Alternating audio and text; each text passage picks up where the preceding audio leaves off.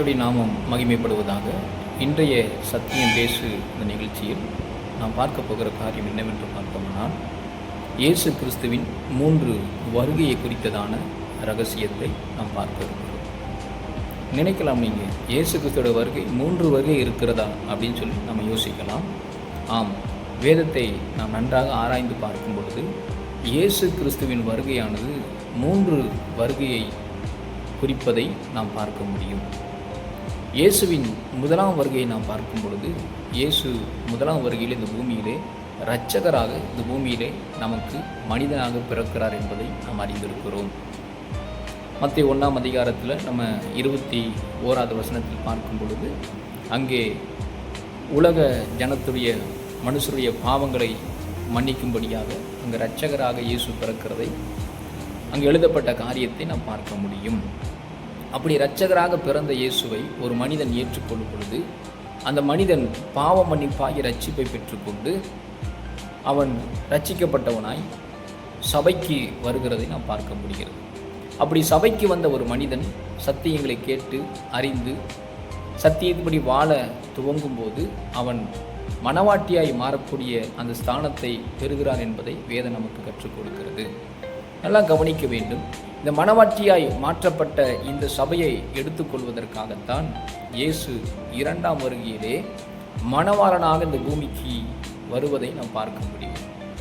இந்த மணவாளனாக இயேசு வரப்போகிற இந்த வருகையானது இரகசிய வருகை என்று சொல்லி வேதம் நமக்கு அடையாளப்படுத்துகிறது. இந்த இரகசிய வருகையை இன்றைக்கு நிறையா கிறிஸ்தவர்கள் ஏற்றுக்கொள்வதில்லை. காரணம் என்னவென்றால், இப்படிப்பட்ட ஒரு வருகை வேதத்தில் இல்லை என்று சொல்லுகிறதை நாம் பார்க்க முடியும். இது வேதத்தில் 2ஆம் வருகை என்று சொல்லப்படுகிறது.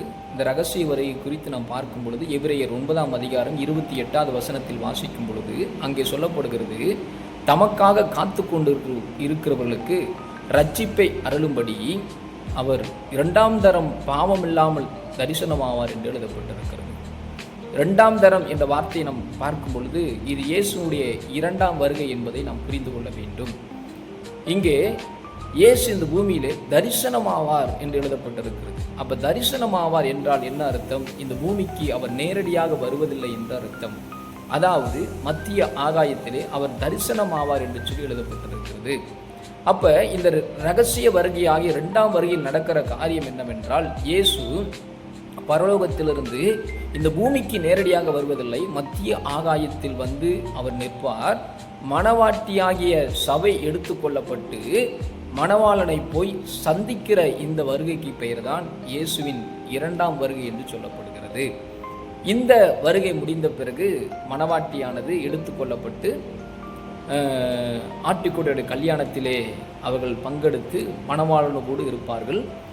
இங்கே பூமியிலே உபத்திரவ காலமும் மகா உபத்திர காலமும் 7 வருடங்கள் நடக்கும். இந்த 7 வருடங்கள் முடிந்த பிறகு இயேசுடைய 3ஆம் வருகை இந்த பூமியிலே இருக்கும். அதாவது மணவாளனோடு கூட மணவாட்டியும் சேர்ந்து இந்த பூமிக்கு வந்து இந்த பூமியிலே 1000 வருட அரசாட்சி இந்த பூமியிலே இயேசுவோடு கூட ஆளுகை செய்ய போகிறோம். இந்த வருகையைத்தான் வேதம் பகிரங்க வருகை என்று சொல்லுகிறது. இது இயேசுவினுடைய 3ஆம் வருகை என்று சொல்லப்படுகிறது. அப்ப வேதத்தில் நாம் பார்க்கும் பொழுது இயேசுனுடைய வருகை என்பது வேதத்தில் 3 விதமான வருகையை குறிக்கிறதை நாம் பார்க்க முடியும். அதாவது முதல் வருகையிலே இயேசு இரட்சகராக இந்த பூமிக்கு வருகிறார். 2வது வருகையிலே, அதாவது இரகசிய வருகையிலே இயேசு அவர் மணவாளனாக இந்த பூமிக்கு அல்ல, அந்த மத்திய ஆகாயத்துக்கு வரப்போகிறார். 3வதாக இயேசு இந்த பூமிக்கு ராஜாதி ராஜாவாக 3வது வருகையிலே இந்த பூமிக்கு வரப்போகிறார் என்பதுதான் வேதம் நமக்கு கொடுக்கிற சத்தியமாக இருக்கிறது. ஒன்றை நாம் கவனித்துக் கொள்ள வேண்டும். வருகை என்றால் என்ன என்பதை தெளிவாக புரிந்தால் இயேசுவின் வருகை 3 இருக்கிறது என்பதை நாம் புரிந்து கொள்ள முடியும். அதாவது வருகை என்பது ஒரு இடத்திலிருந்து இன்னொரு இடத்துக்கு வருவதற்கு பெயர்தான் வருகை. அதாவது இயேசுவானவர் பரலோகத்திலிருந்து இந்த பூமிக்கு வந்தாலும் அதற்கு பெயர் வருகைதான். பரலோகத்திலிருந்து மத்திய ஆகாயத்துக்கு வந்தாலும் அதற்கு பெயர் வருகை என்பதைத்தான் வேதம் நமக்கு குறிக்கிறது என்பதை நாம் புரிந்து கொள்ள வேண்டும். அப்ப வேதத்தை நாம் ஆராய்ந்து பார்க்கும்போது வேதத்திலே இயேசுவுக்கு 3 விதமான வருகை இருக்கிறதை நாம் பார்க்க முடியும். முதல் வருகையில் இயேசு இரட்சகராக இந்த பூமிக்கு வருகிறார். 2வது வருகையில் இயேசு மணவாளனாக மத்திய ஆகாயத்துக்கு வருகிறார். 3வது பகிரங்க வருகையாகிய 3ஆம் வருகையில் இயேசு இந்த பூமிக்கு ராஜாதி ராஜாவாக இந்த பூமிக்கு வருகிறார் என்பதை நாம் புரிந்து கொள்ள வேண்டும். God bless you. தேங்க்யூ. சத்தியம் பேசுகிற நிகழ்ச்சியில் அடுத்த சத்தியத்தை நாம் பார்க்கலாம்.